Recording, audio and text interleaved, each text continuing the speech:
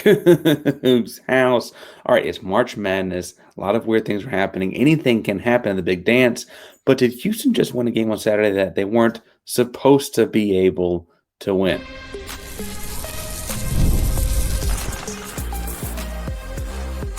You are Locked On Coogs, your daily podcast on the Houston Cougars, part of the Locked On Podcast Network, your team every day.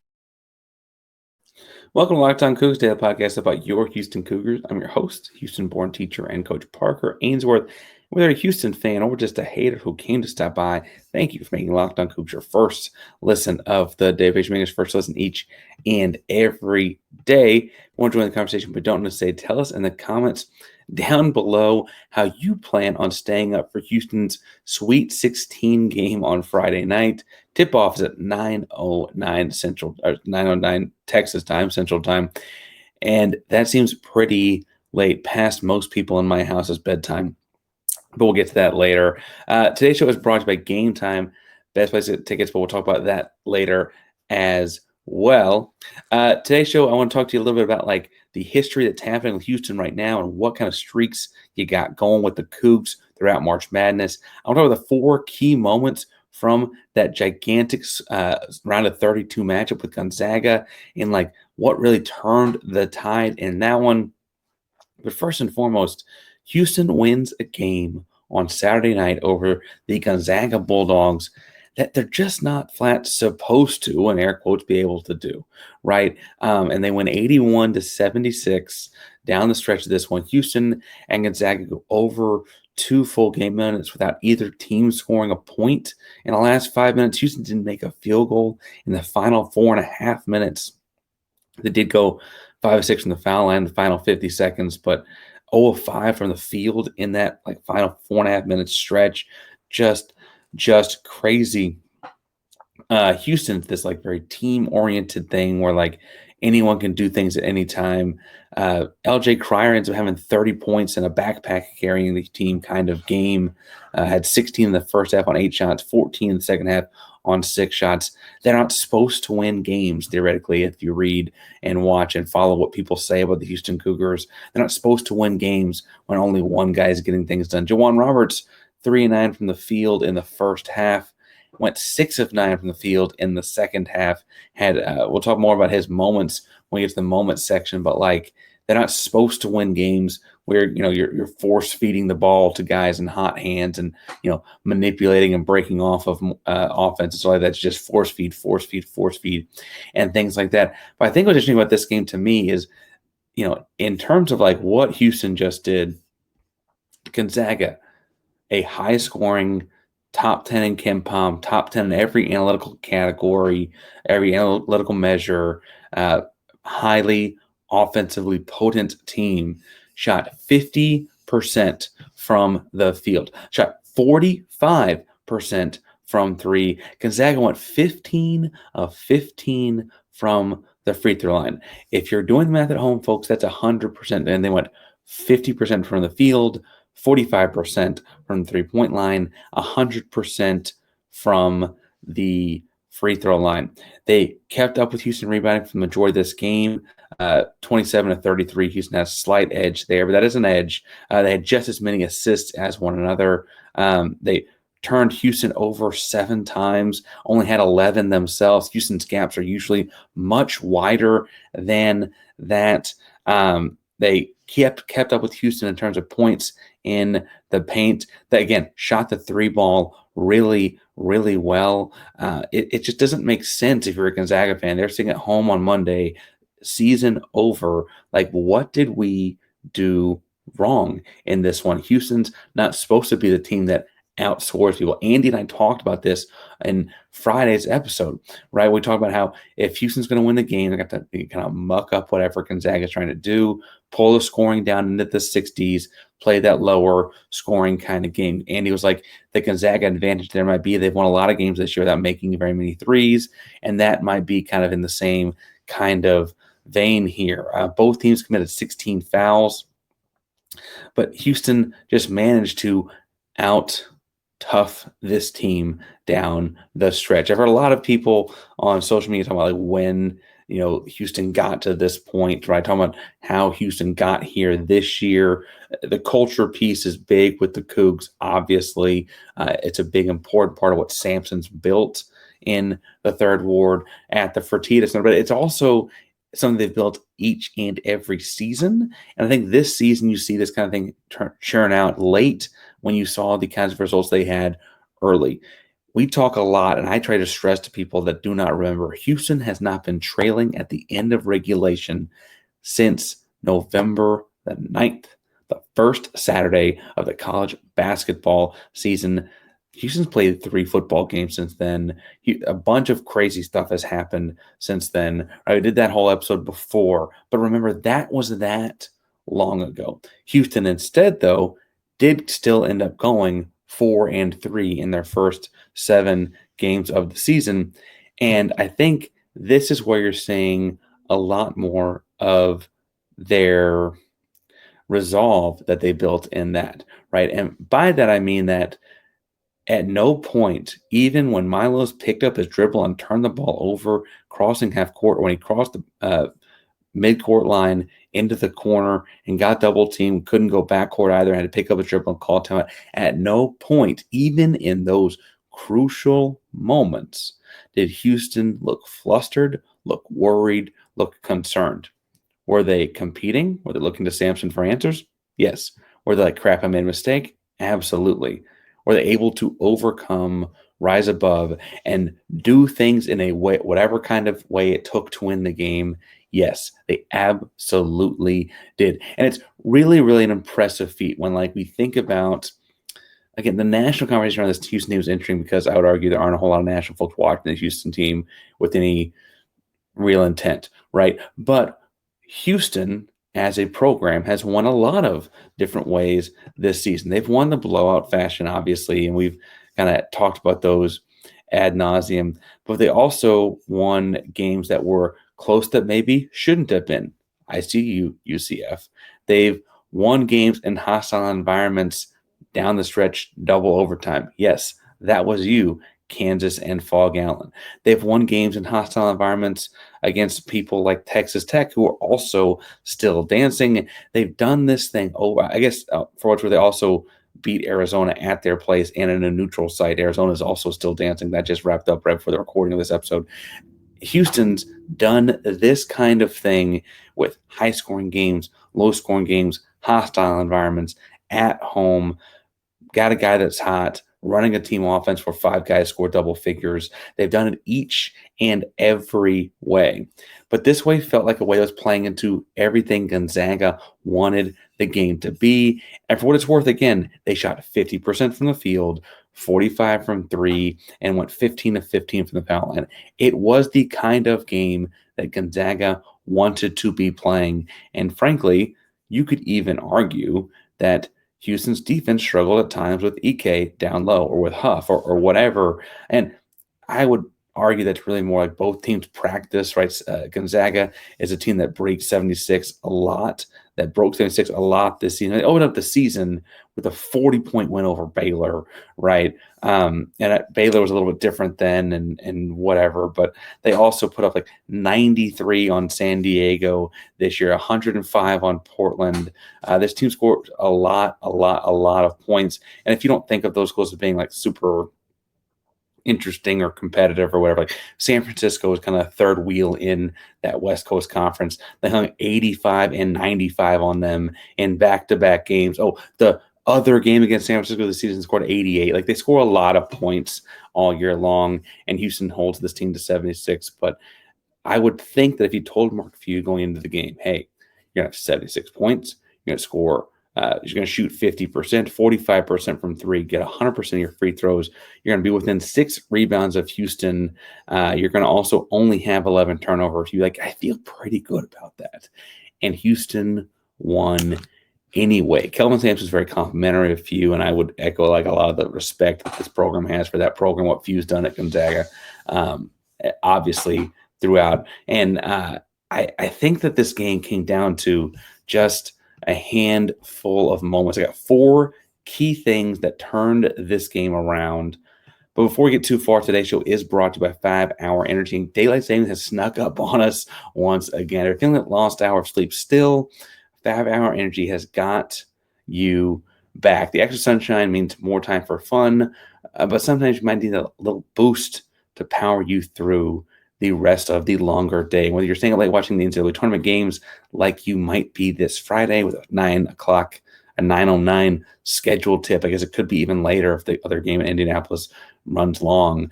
If you're squeezing around a golf after work, just trying to keep up with a busy day, 5 Hour Energy gives you what you need. Very quick pick-me-up whenever you need it. I love how small they are, how they fit in your pocket and can do anything you need them to do. Again, not very big. They do the job. Head to 5hourenergy.com. Go to 15 flavors to choose from, including watermelon, blue raspberry, peach mango, anything. You can build your 12-pack or 24-pack delivered right to your door. If you need one right now, you can pick up a 5 Hour Energy shot at your local grocery store or convenience store. They're everywhere. Stock up and stay energized. Park Rangers locked on Coogs. You're looking at Houston, Gonzaga, and what an incredible win it was for the Coogs over the weekend. I want to look at 4 moments that I think really dictated how this game went, right?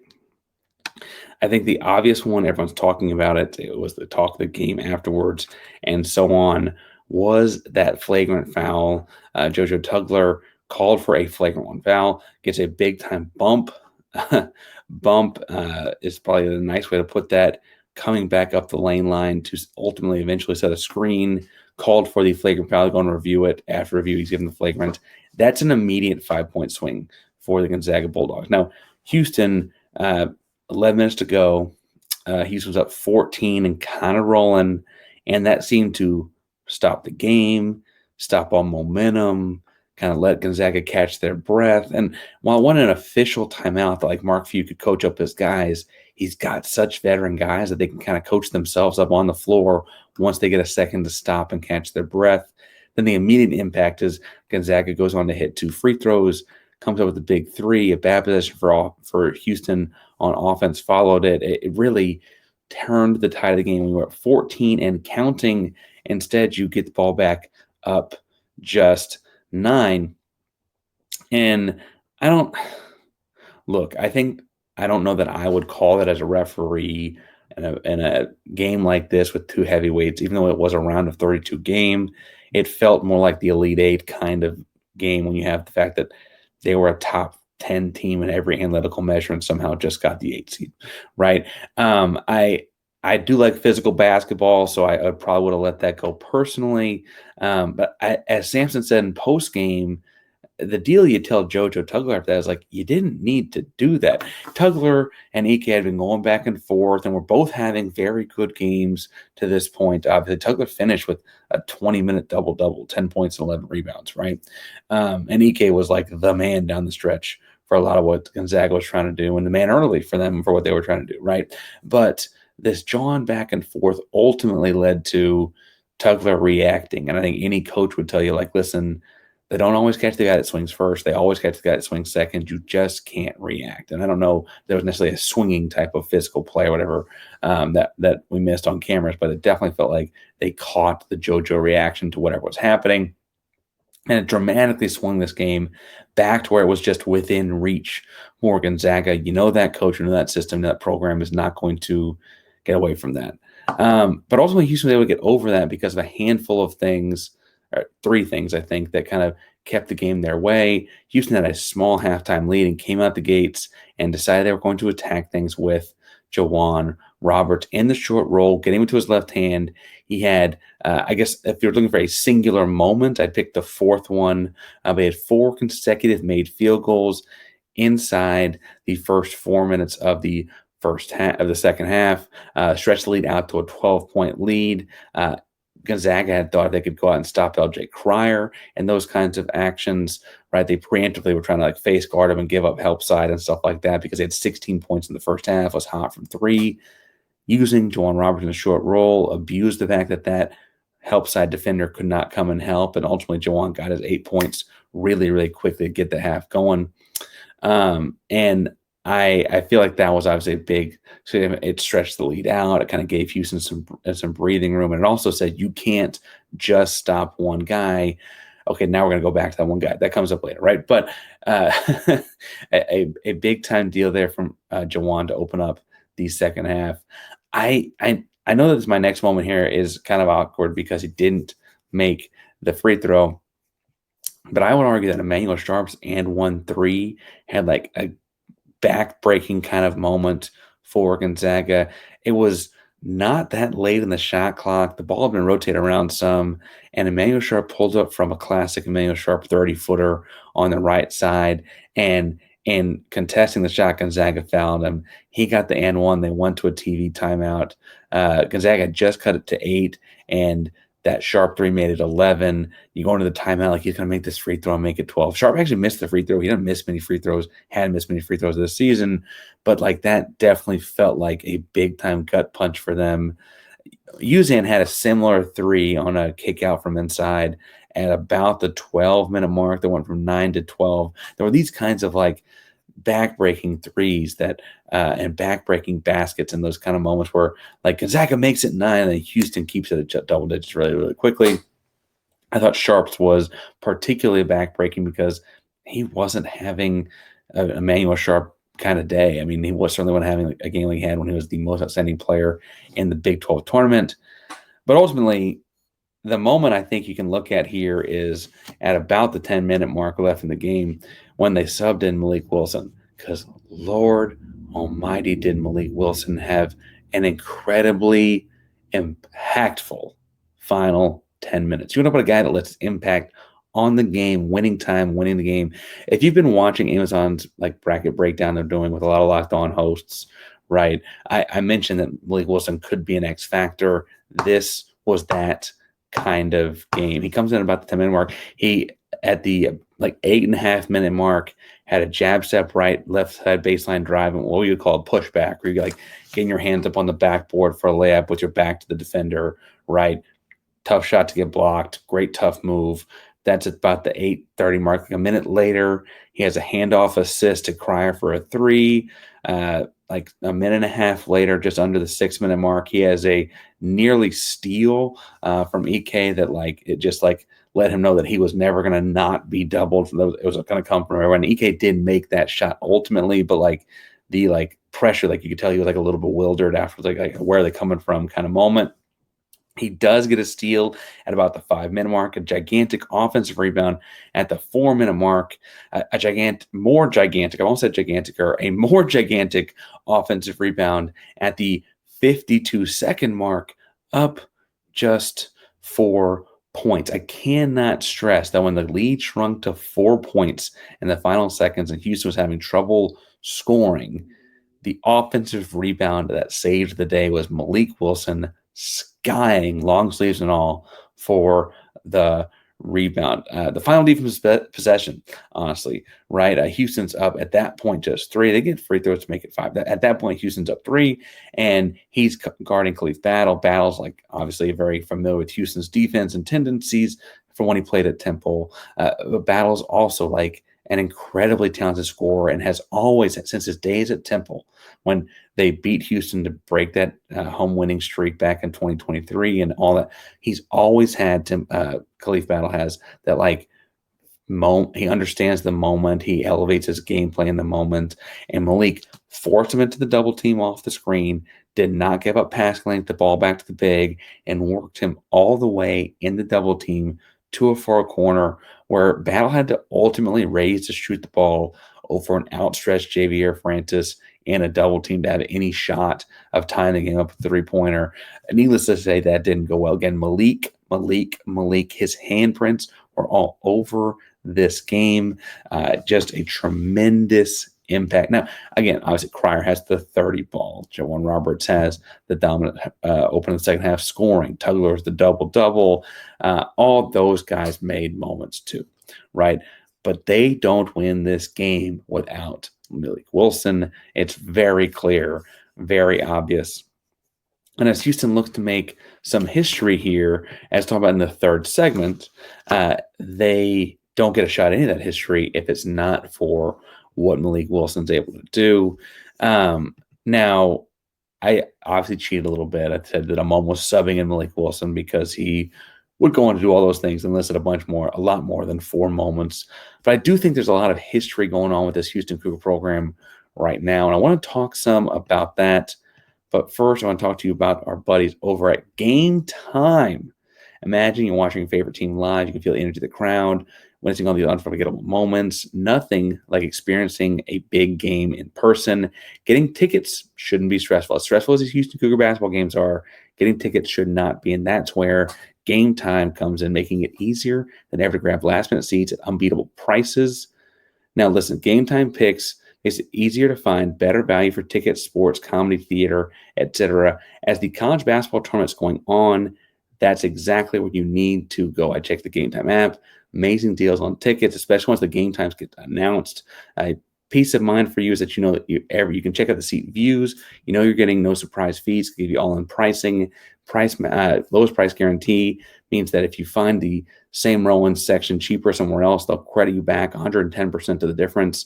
You can book with total confidence. Download the Game Time app, create an account, and use code Locked On College for $20 off your first purchase. That's code Locked On College, LOCKEDONCOLLEGE for $20 off. Download Game Time today. Last minute tickets, lowest prices, guaranteed.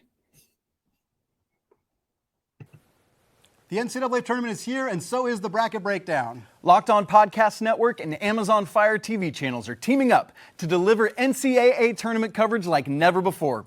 Watch studio shows featuring former players and Locked On's local experts as they guide you through every upset, buzzer beater, and bracket matchup. Stream it all for free on Amazon Fire TV channel. Search Bracket Breakdown to see it all for free. It's your team every day. Locked On Coogs host Parker Ainsworth here to talk about Houston and the Gonzaga victory and the continued history that will go on in Houston. Now, I think the stat everyone pointed out is that going to this game, Houston and Gonzaga had both had the longest 2 streaks, had the longest 2 streaks of consecutive Sweet 16s that were active. Gonzaga was at 9. Houston was at 5. And with the win over Gonzaga, Houston now has the longest consecutive Sweet 16 streak at 6, the active one, I should say, at 6. Gonzaga obviously starts over and will probably restart another great streak next year, if we're being really honest, right? Mark Few's that kind of coach. But I don't know that just saying longest active streak is the best way to point out how unique this is. People that have had longer than 6 would be the Gonzaga team that just broke off their 9-year streak, right? 9 Sweet 16 streak. We got to make sure you use consecutive Sweet 16s. Years includes 2020, but there was no term. Anyway, Carolina went to 9 as well between 85 and 92. I think I have that right, 85 and 92. Duke went to 7 straight from 86 to 92 and 9 straight from 98 to 06. Now, Parker, you're talking about a lot of things since 1985. They played college basketball for 1985. The tournament shifted to a 64-team format, which is the most like this current format with 68 teams that it ever looked like, right? The first time it looked something like this in 1985, right? That dramatically changes the idea of what making a Sweet 16 is, because you got to win a couple games to get there all of a sudden, right? And what Houston just did is launch themselves into closer to that Duke, Carolina, Gonzaga category than the Kansas, Kentucky, Michigan category they were in. 5 straight programs, 5 straight Sweet 16s appearances for programs like Kansas from 93 to 97, Kentucky 95 to 99, Michigan from 2017 to 2022. I'm not going to talk about one of those that Michigan had in Michigan, right? That's a really big deal. That's a changing of what stratosphere you're looking at. You're talking about like Houston's now more comparable or getting closer to comparable with the Dukes and Carolina histories of the world as far as where we're at right now than anything else, right? The other thing I'll point out is as far as Houston history goes, they've only got 6 seasons of 32 or more wins. They're currently in their 4th consecutive season of having 32 or more wins.